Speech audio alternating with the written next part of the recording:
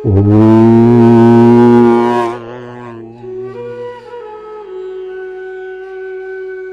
मां, जय जय मां। श्री जीवन सूत्र अध्यात्म सत्संग के 110वें दिवस में आप सबका स्वागत है। परमात्मा की दिव्य कृपा से हम आज षष्ठी के उत्सव के दिन एक दूसरे के साथ बैठ करके स्नेहपूर्वक चर्चा कर पा रहे हैं। सामान्य तौर पर एक चर्चा होती है कि सूर्य उगता है और डूबता है। हमेशा सूर्य को लेकर के अगर कोई चर्चा हुई है तो यही होती है कि सूर्य उदय होता है, मध्य को जाता है और फिर अस्त हो जाता है। लेकिन आज के त्योहार के दिन जो सूर्य की क्रिया होती है वो कुछ अलग प्रकार से होती है। पंचमी के दिन शाम को, कार्तिक मास की पंचमी के दिन सायंकाल सूर्य को अर्घ्य दिया जाता है और फिर रात भर प्रतीक्षा की जाती है और सुबह वापस पूजन होता है सूर्य का। जो ये लोग बिहारी संस्कृति से परिचित है उन लोगों को तो ये बात बहुत अच्छे से पता होगी। और अब तो क्योंकि समाचार माध्यम सोशल मीडिया आदि इतना मजबूत हो गया है कि देश के सभी त्योहार कहां कैसे मनाए जा रहे हैं पता होता है। तो आपको पता होगा कि बिहार तो क्या, दिल्ली में ही कल यमुना जी के किनारे लाखों लोगों ने सूर्य को अर्घ्य दिया था और आज सुबह पूजन किया था। ये क्या सिखाता है हमें? आज छठ है, हमको इस विषय से क्या समझना चाहिए, क्या सीखना चाहिए कि अस्ताचल को गया हुआ भी वापस उदित हो सकता है। बात हमेशा ये होती है कि उगने वाला सूरज डूबता है, लेकिन ये त्योहार कुछ यूं सिखाता है कि डूबा हुआ भी वापस उग सकता है। बस जज्बा हमारे भीतर होना चाहिए। शून्य से शीर्ष पर जाया जा सकता है, फर्श से अर्श तक पहुंचा जा सकता है, लेकिन हमारे भीतर एक चेतना होनी चाहिए, एक ज्योति होनी चाहिए और उस ज्योति का नाम है सत्य। उसका और कोई दूसरा नाम नहीं है। उस ज्योति का नाम है सत्य। वह सत्य जिसको ईश्वर का रूप भी बताया है। भगवान के विविध नाम हैं, उनमें से श्रीमद् भागवत महापुराण के प्रारंभ में 3 नामों की विशेष चर्चा हुई है। भगवान का सत, चित और आनंद स्वरूप होना। जिन्होंने भागवत भी ध्यान से सुनी है और ऐसे वक्ता से सुनी है जिसने ध्यान से कही है। बड़ी बात यह भी है, भागवत कथाएं तो खूब होती है भारत में, लेकिन ध्यान से कहने वाले सुखदेव जी या गोकर्ण जी उससे भारत में शायद भी 1-2 बचे होंगे। 5 लाख कथा वक्ता है भारत में, 5 लाख, लेकिन हाँ कथा वक्ता इनमें से 1 या 2 होंगे सुखदेव जी और गोकर्ण जी जैसे, जो वास्तविक व्याख्यान देते हैं। अगर हम उसको समझे तो बात अच्छे से स्पष्ट हो जाती है कि सतचित आनंद स्वरूप का अर्थ क्या है। सत्य का एकमात्र अर्थ होता है जो तीनों काल में रहे। पूर्व में भी था, आज भी है और आगे भी रहेगा। सूर्य, चंद्र और पृथ्वी भी सत्य नहीं है। वैज्ञानिक कहते हैं कि सूर्य की इतनी उम्र है, इसका मतलब इतने साल पहले पैदा हुआ। धरती की भी उम्र बताते हैं, पृथ्वी की भी साइंटिस्ट उम्र बताते हैं कि इतने हजार अरब वर्ष पहले पृथ्वी जन्मी। इतनी आयु है तो भाई जो कार्बन डेटिंग पद्धति होती है उससे एज निकलती है। तो उससे आयु निकाल के बता दी गई कि पृथ्वी की उम्र इतनी है, चंद्रमा की उम्र इतनी है, सूर्य की उम्र इतनी है, और अब ये भी कह रहे हैं कि इतने साल में नष्ट हो जाएगी, यानी कि मृत्यु की भी तिथि घोषित कर रखी है। तो सूर्य चंद्र पृथ्वी भी सत नहीं है, असत है। सत वही है जो तीनों कालों में रहे, जो प्रारंभ से था, आज है और आगे भी कभी नष्ट नहीं होने वाला। वो तो सिर्फ ईश्वर है, इसलिए ईश्वर का नाम एक सत है। तो सत्य की ज्योति जहां रहती है वहां ऐसा लगता है कि मरण धर्मा स्थिति भी वापस ज्योतिर्मान होकर के प्रकट हो जाती, डूबा हुआ सूर्य भी फिर से उग आता है। यही संदेश है। जीवन में कई अवसर आएंगे जब हमें लगेगा कि हमारे जीवन का कोई अस्तित्व नहीं है, व्यर्थ में जी रहे हैं, शून्य हो चुके हैं हम। लेकिन उस समय अगर हमारे भीतर सत्य की ज्योति है तो फिर निष्ठा श्रद्धा के प्रभाव से वापस हम एक नए जीवन को जी सकते हैं।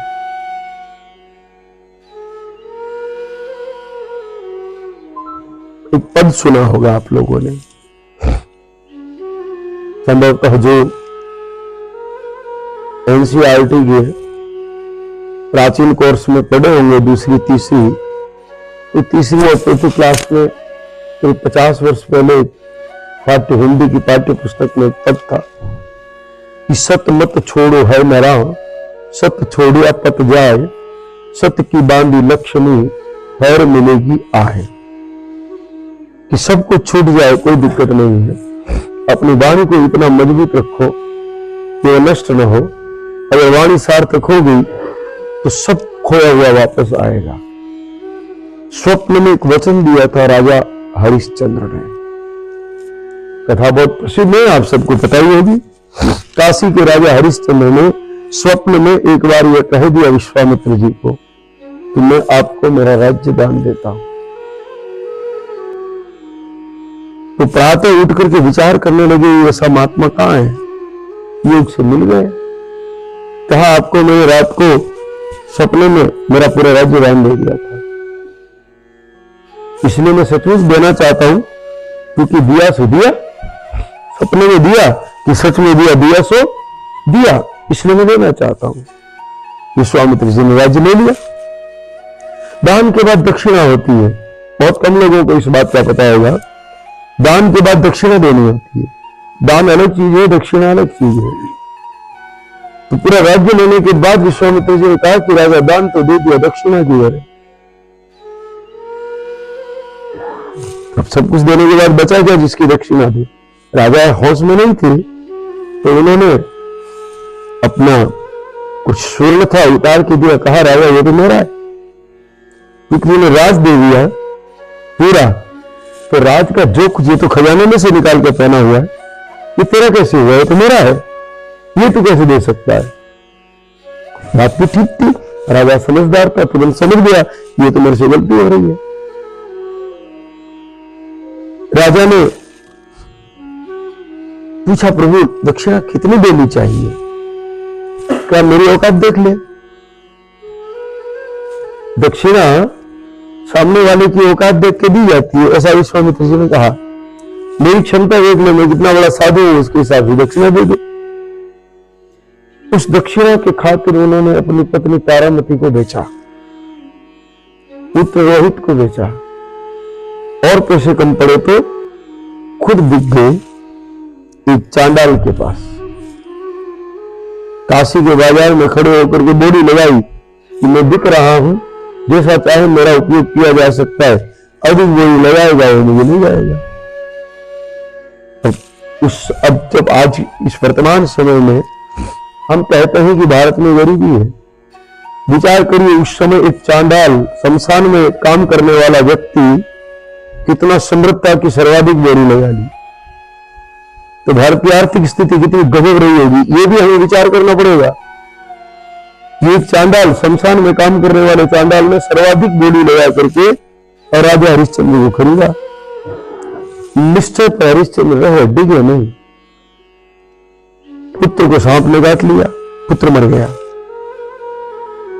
पुत्र मर गया, पत्नी लेकर के आई, शव को उड़ाने के लिए वस्त्र नहीं था, अपनी साड़ी का कुछ हिस्सा फाड़ के पुत्र को उड़ाया, दहाड़े मारती हुई रोती हुई आई। काशी में आज भी टैक्स लगता है मुर्दा जलाने पर, उस समय भी लगता था, ईंधन का भी पैसा लिया जाता था।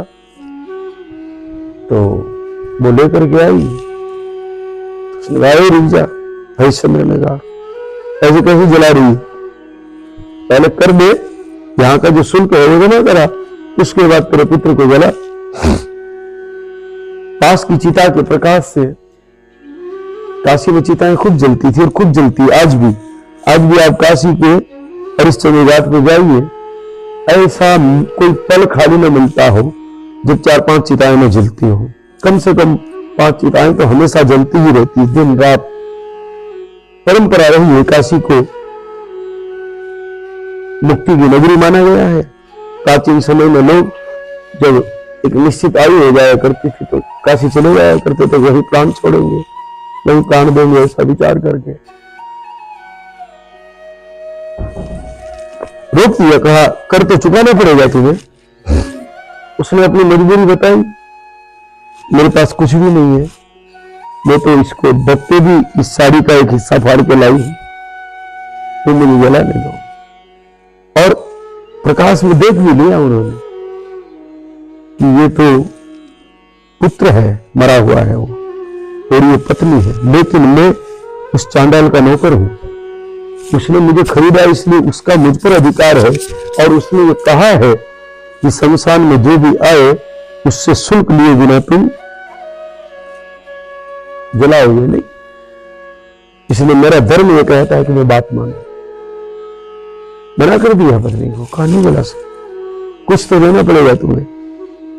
पत्नी के शरीर पर जो साड़ी थी उसका एक हिस्सा उसको ओढ़ा दिया गया था, देने को तो बस ये एक आधी अधूरी साड़ी होगी, इसको थोड़ी सी मेरे रख के बाकी ये फाड़ के तुम्हें दे दूं, और क्या कर सकते। बची हुई आधी साड़ी के भी 2 फाड़ किए, कर के रूप में एक टुकड़ा हरिश्चंद्र को दिया, दूसरा टुकड़ा खुद ने अपने शरीर को जैसे तैसे थोड़ा सा ढका। साड़ी का मतलब साड़ी ही थी, और वस्त्र नहीं था दूसरा उसके बदन पर कोई। 3 वस्त्र होते हैं, वो एक वस्त्र में ही थी। उस दृश्य को देख करके वहीं पर विश्वामित्र जी प्रकट हुए। विश्वामित्र जी ने धर्मराज का आह्वान किया, कहा कि राजा तुम्हारी परीक्षा में सफल हुआ है, पुत्र मरा हुआ था तो भी सत्य से डिगा नहीं, इसलिए इसको इसका पूरा राज्य में लौटाता हूं, और सब कुछ पूरा काशी का राज्य वापस प्राप्त हुआ। अगर वो डिग जाता वहां तो सब कुछ खत्म हो जाता, फिर सूरज नहीं उगता, अस्त प्राय हो चुका था सूरज, राज्य का सूरज अस्त प्राय हो चुका था। लेकिन अंतिम घड़ी में भी सत्य पर रहा तो पुनः काशी का सम्राट बना, और भगवान के आशीर्वाद के साथ बना। तो सत्य की इतनी शक्ति होती है कि वह डूबे हुए सूर्य को वापस उगा देती। सत्य क्या है, मनुष्य के लिए सत्य क्या है, वो हरिश्चंद्र की बात हो गई। हमारे लिए सत्य क्या है, जिस सत्य की तरफ हम बढ़ना चाहते हैं, हमारे सत्य को समझने के लिए हमें गीता जी का आश्रय लेना पड़ेगा। शास्त्र तो बहुत है, सब शास्त्र तो बहुत है, लेकिन सत्य शास्त्र गीता है। सब शास्त्र तो बहुत है, 4 वेद है, 6 शास्त्र है, 18 पुराण है, 108 उपनिषद है, स्मृतियां है, श्रुतियां है, रामायण महाभारत सहित कई मार्गदर्शक ग्रंथ उपलब्ध है। ये सब सदशास्त्र है। सत्य शास्त्र गीता है, जिसमें कोई बंधन नहीं, कोई आग्रह नहीं, कोई मत पंथ संप्रदाय नहीं। सिर्फ एक ही चीज है कि हम अपने जीवन के दुखों का पूर्ण रूप से अंत किस सत्य के माध्यम से कर सकते हैं। ऐसी कौन सी सत्य शक्ति है जो हमारे जन्म जन्मांतरों का दुख मिटा दे? कोई चिकित्सक मेरा सिर दर्द मिटा दे, कोई बड़ी बात नहीं है, आज मिट गया कल फिर होगा। कोई चिकित्सक मेरी उधर पीड़ा मिटा दे, कोई बहुत बड़ी बात नहीं, आज मिटी कल फिर होगा। कोई व्यक्ति मेरी गरीबी मिटा दे, कोई बैंक कह दे कि चुपके से आओ बोरा भर के ले जाओ, कोई बड़ी बात नहीं, गरीबी तो फिर आ सकती है। बड़े बड़े कुबेरों के खजाने खाली होंगे।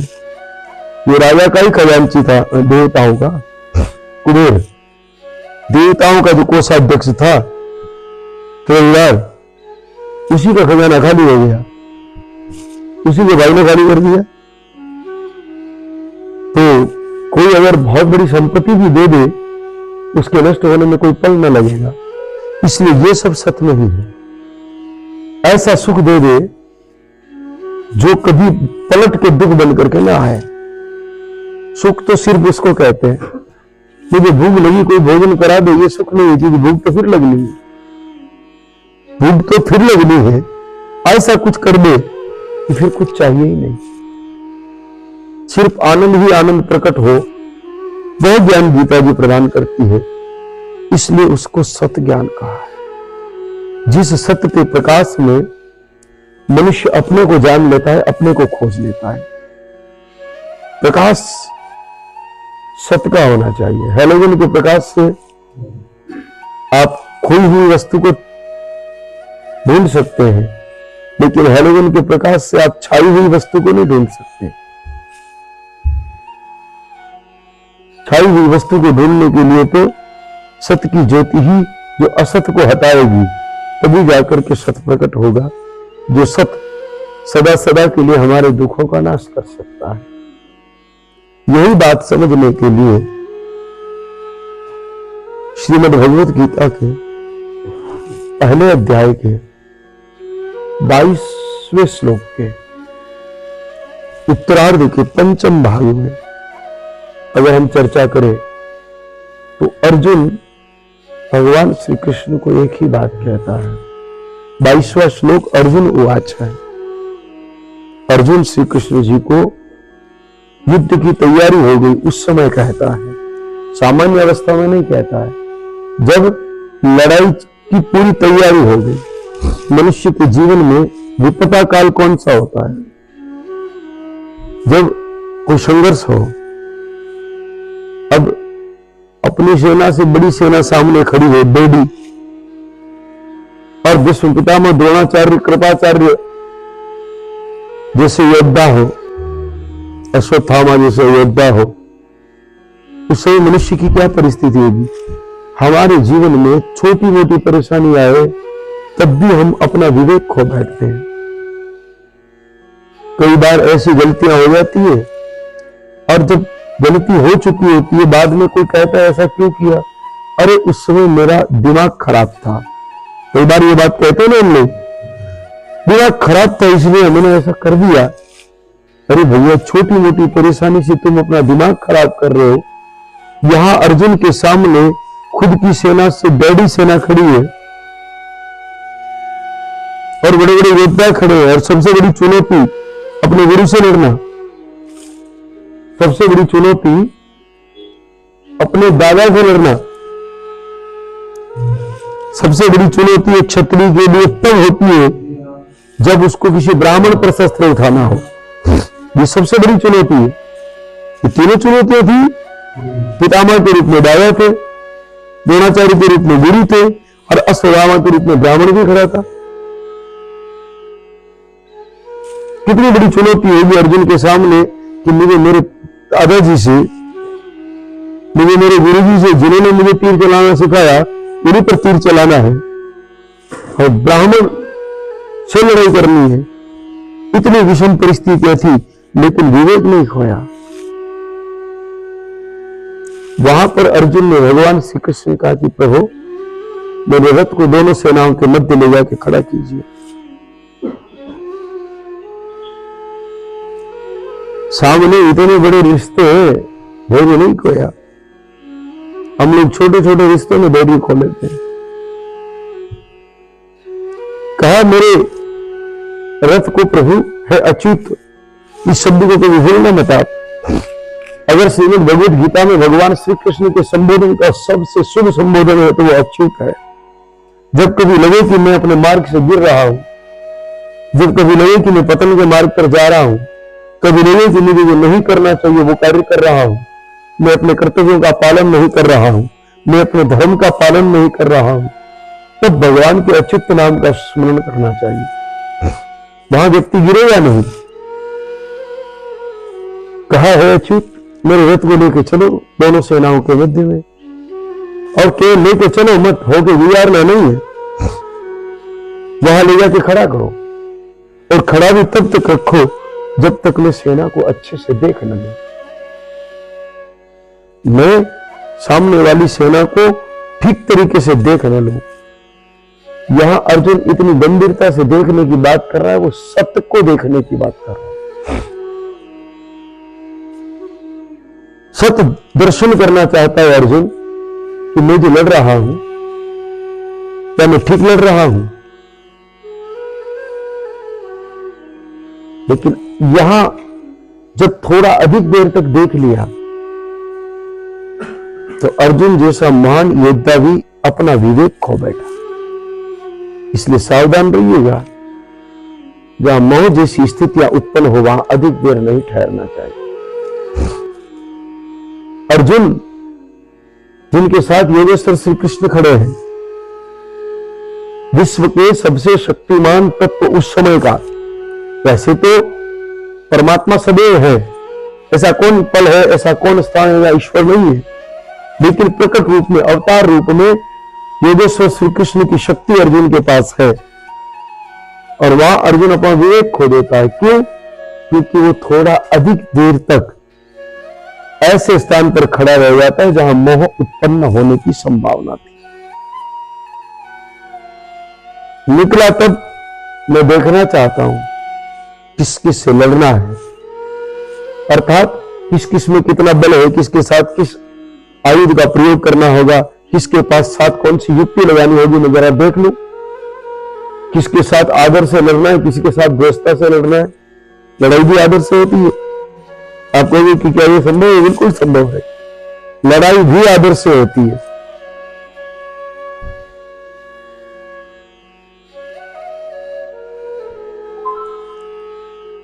भीष्म पितामह के साथ अर्जुन ने अनादर से थोड़ी युद्ध किया, हर बाण के साथ प्रणाम करता था अर्जुन।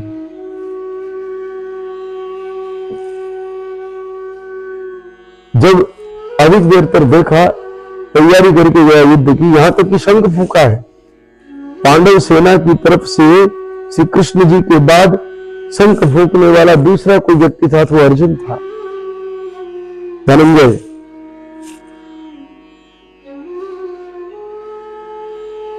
फिर बाद में धर्मराज युधिष्ठिर, जबकि राजा कौन है? युधिष्ठिर है, उन्होंने भी शंख बाद में बजाया।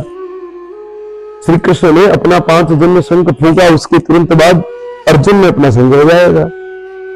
फिर विचार कीजिए, वही अर्जुन थोड़ी देर खड़ा रह गया तो कहता है प्रभु मैं युद्ध नहीं करूंगा, मैं इन लोगों को नहीं मार सकता। यहां तक कह दिया कि नाथ मैं राजपूत हूं, क्षत्रिय कभी भीख मांग के नहीं खाता, मरना पसंद करता है लेकिन भीख मांग के नहीं खाता। अगर मुझे इनको मारना पड़े तो मैं अपने उस धर्म को भी छोड़ दूंगा, मैं भीख मांग के अपना पेट भर लूंगा, लेकिन मुझे राज्य नहीं चाहिए, मुझे 5 गांव छोड़ करके 5 घर भी नहीं चाहिए, इनको मार करके मैं नहीं लूंगा। अब सोचने में तो लगता है कि अर्जुन बड़ा धर्मात्मा है। यहां हम भ्रमित हो जाते हैं। भारतवासी, सनातनी नहीं कहूंगा मैं, यहां भारतवासी शब्द का उपयोग करूंगा, क्योंकि सनातनी कहने पर भी आजकल कई सारी समस्याएं खड़ी हो जाती है, 2-4 तब्दे अलग चले जाते हैं, इसलिए भारतवासी शब्द का उपयोग कर रहे हैं। भारतवासी बड़े भ्रम में है कि कई बार अधर्म को धर्म समझ बैठते हैं। कई बार क्या, आप लोग बुरा न मानो, वर्तमान समय में 90% हालत यह है कि अधर्म को ही धर्म समझा जा रहा है। 10% स्थितियों में हम धर्म को धर्म समझते हैं, 90% स्थितियां ऐसी है कि अधर्म में हमें धर्म नजर आता है। आप ठीक से कभी अवलोकन करेंगे तो सुबह से शाम तक आपको लगेगा ये जो धर्म दिख रहा है ये तो धर्म नहीं, ये तो घोर अधर्म है। समझ का फेर हो जाता है। यहां पर अगर कोई सोचे तो कितना अच्छा आदमी है ये, कर नहीं चाहता, राज्य नहीं चाहता, और कहता है कि मैं इनको मारूंगा नहीं, मैं सब कुछ छोड़ देता हूं, ये खाए पिए मौज करे, मुझे झगड़ा नहीं करना इस देने के लिए। लेकिन वास्तविकता ये थी कि वो धर्म से विमुख हो रहा था। क्षत्रिय का धर्म है आताताइयों को दंड देना, धर्म तो यह है क्षत्रिय का। तलवार कह दे कि मैं दया करूंगी, ये कैसे हो सकता है? तलवार का काम दया करना नहीं है, तलवार का काम शौर्य प्रकट करना है। दया करने के लिए और चीजें हैं, दया करने के लिए और वस्तुएं हैं, जिसका जो काम है वो करे। क्षत्रिय का धर्म है कि वह आताताइयों से लड़े, उनको समाप्त करे और संसार को सुखी करे।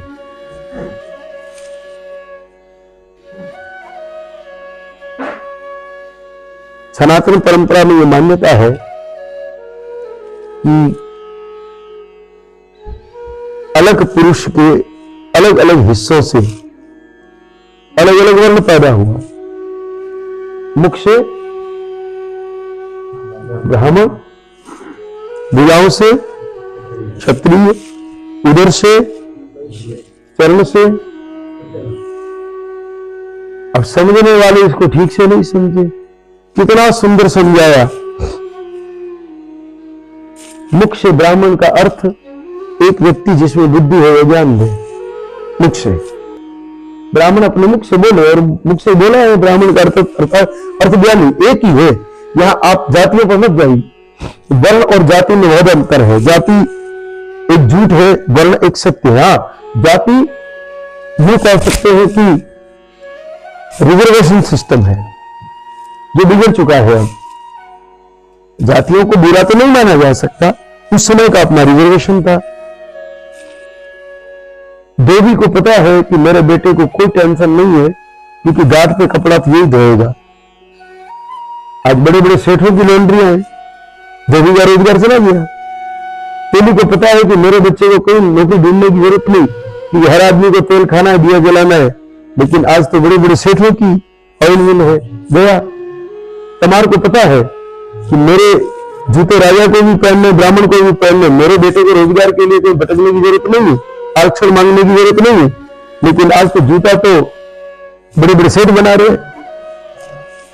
बाटा एक्शन कौन है आप पता करिए, ये बड़े बड़े व्यापारी वैश्य है।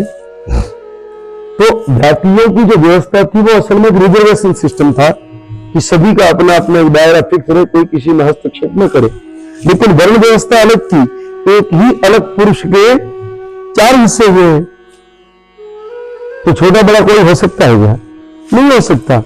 जिसमें बुद्धि थी उसने मुख से बोल दिया, जिसमें बल था उसने भुजाओं से अपने बाकी लोगों को सुरक्षित किया, जिसमें लाभ वृत्ति थी उसने सबका पेट भरा। पेट से ब्राह्मण पैदा, वैश्य पैदा होने का अर्थ क्या है? उसने जिम्मेदारी ली, मैं सबका पेट भरूंगा। भुजा वाले ने जिम्मेदारी ली, मैं सबकी रक्षा करूंगा। मुख वाले ने जिम्मेदारी ली, मैं इन सबकी को ज्ञान दूंगा। और पैर वाले ने सबसे ज्यादा सेवा कौन करता है? शरीर की पैर ही करता है, पूरा बोझ उठा के घूमते हैं। उसको छोटा कैसे माना जा सकता है? 12 सिंह की कथा पढ़ी होगी तीसरी चौथी में आप लोगों ने। एक 12 सिंह आता है, नदी के किनारे जाके खड़ा हुआ, बड़े बड़े सुंदर सिंह देख के प्रसन्न हुआ, लेकिन पैरों पर नजर गई तो दुखी हो गया कि मेरे कितने गंदे गंदे पतले से पैर है, सिंह कितने सुंदर है, कितने में शेर दहाड़ा तो 12 सिंह उन्हीं पैरों से भागा, लेकिन आगे जाके सिंह झाड़ियों में उलझ गए, शेर आया और खा गया। तो बोले पैर महत्वपूर्ण हुए कि नहीं हुए? तो कैसे कह दिया कि शुद्ध तो बेकार है? वो तो सेवा कर रहा है, सबकी सेवा कर रहा है, सबका बोझ उठा रहा है। अच्छा एक बात बताइए, केवट में चरण किसके धोए? केवट में राम जी का क्या धोया? गंगा जी कहां से निकली? भगवान विष्णु के चरणों से। हम लोग मंदिर में दर्शन करने जाते हैं, सबसे पहले ध्यान किस पर जाता है? गुरु के किस हिस्से की पूजा होती है? तो क्या चरण छोटी चीज है? फिर ये भ्रम फैलाया, ये भी अपराध है। ये भी पाप है। हमने धर्म को सही तरीके से समझा नहीं, यानी कि सबकी अपनी अपनी भूमिकाएं हैं, सबका अपना अपना रोल है, किसी को हम छोटा बड़ा नहीं बता सकते, और छोटे बड़े की कोई बात भी नहीं है। यहां पर अर्जुन ने भगवान से इतना कह दिया कि मैं क्षत्रिय हूं, फिर भी मैं भीख मांग के खा लूंगा, जबकि काम क्या था, भुजाओं से प्रकट हुआ, इसलिए अपनी भुजाओं का प्रयोग असत्य के नाश के लिए करे, दुर्जनों के नाश के लिए करे, और कौरव सेना में दुर्जन है, इसलिए दुर्जनों का नाश करना अर्जुन का धर्म था, न कि वो हिंसा, न कि वो अपराध, वो त्याग नहीं था। जिसे त्याग का चोला बता दिया गया कि अर्जुन कितना बड़ा त्यागी है, कि सब कुछ छोड़ने को तैयार है अपने परिवार के लिए, वो त्याग नहीं, वो तो कायरता थी, वो त्याग नहीं था, वो मोह था। कोई आदमी का लीवर खराब हो जाए और उसको एनीमिया हो जाए, वो महात्मा बन जाए, शरीर सूखा हुआ हो, आपको तो महात्मा कितने बड़े त्यागी है, भोजन नहीं करते इसलिए सूख रहा है, बेचारा बीमारी से सूख रहा है, इसमें त्याग कहां आ गया, कहां त्याग आ गया। तो हमें सत्य को समझने का प्रयत्न करना होगा, ये दूसरों के लिए नहीं, अपने आप के लिए समझने का प्रयत्न करना पड़ेगा। गीता का ज्ञान किसी और के लिए नहीं है, गीता का ज्ञान अपने पर अप्लाई करने के लिए, पड़ोसी पर अप्लाई करने के लिए नहीं है, किसी और को समझाने के लिए नहीं। हमें समझना पड़ेगा कि हम अपने कर्तव्यों का ठीक से पालन कर रहे हैं कि नहीं। मोह जनित अवस्था में आने के कारण अर्जुन ने कह दिया मैं युद्ध नहीं करूंगा, और ये सबसे बड़ा अपराध था। उस अपराध से बाहर निकालने के लिए भगवान ने आगे की सारी बातें कही। अर्जुन का मोह समाप्त हुआ, धनुष उठाया और युद्ध किया, पापियों का नाश किया, धर्म की स्थापना की। यही काम हम लोगों को करना है, मोह में नहीं पड़ना है, हमें सत्य धर्म पर विचार करना है, वास्तविक धर्म पर विचार करना है कि हम किस कारण धरती पर आए हैं। क्या आप अपनी पत्नी को प्रसन्न करने के लिए धरती पर आए हो? क्या आप अपने पुत्र को बुलेट दिलाने के लिए धरती पर आए हो?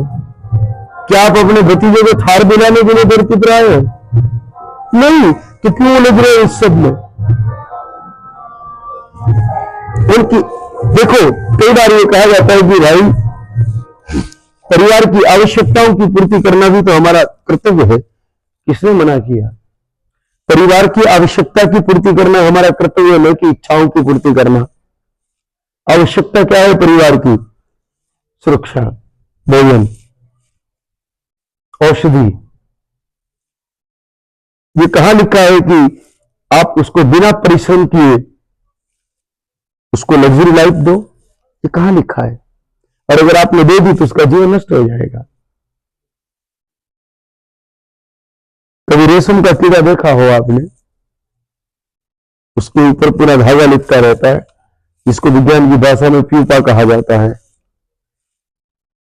वो कीड़ा अपने ही उस हिस्से को अंदर तितली बन जाता है समय के साथ, और उसको काट के बाहर निकलता है। जब वो बाहर निकलता है तो बड़ा छटपटाता है।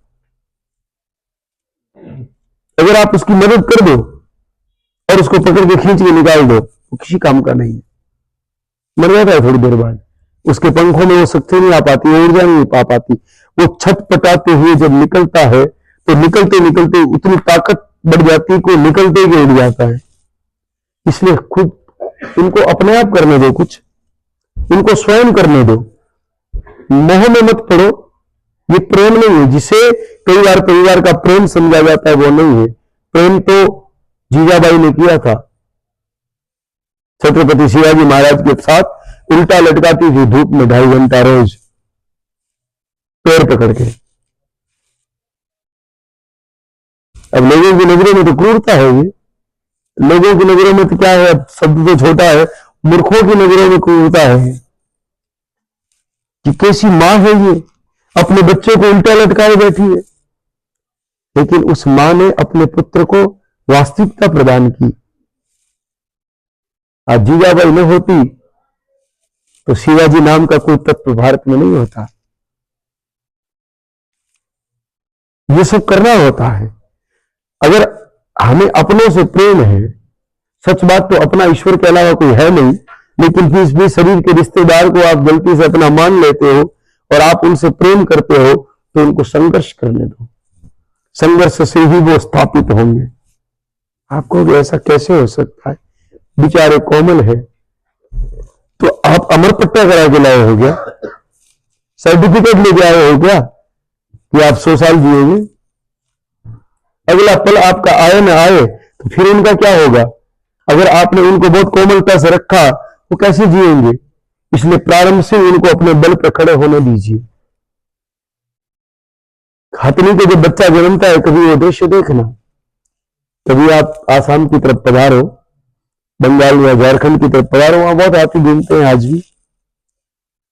हथनी बच्चे को जन्म देती कि सबसे पहले किक मारती, जैसे फुटबॉल पे किक मारता है ना आदमी, और वहीं से उस बच्चे के जीवन की शुरुआत होती है। अगर हथनी अपने बच्चे को किक न मारे तो वो बच्चा जीवन में कभी खड़ा नहीं हो सकता।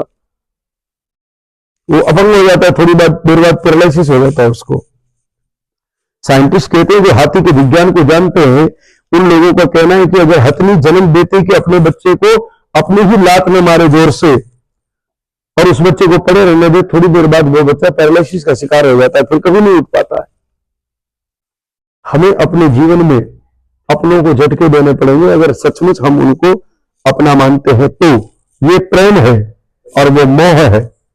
इसलिए अर्जुन मोह से बाहर निकला तो भगवान का प्यारा हो गया। इसलिए हम लोग भी मोह से बाहर निकल करके सत्य को समझ करके आगे बढ़े। यही श्रीमद् भगवद गीता के प्रथम अध्याय के 22वें श्लोक का भाव है। आज का समय पूर्ण हुआ, इसलिए आज की वार्ता को समाप्त करते हैं। जय मां, जय जय मां। ओम।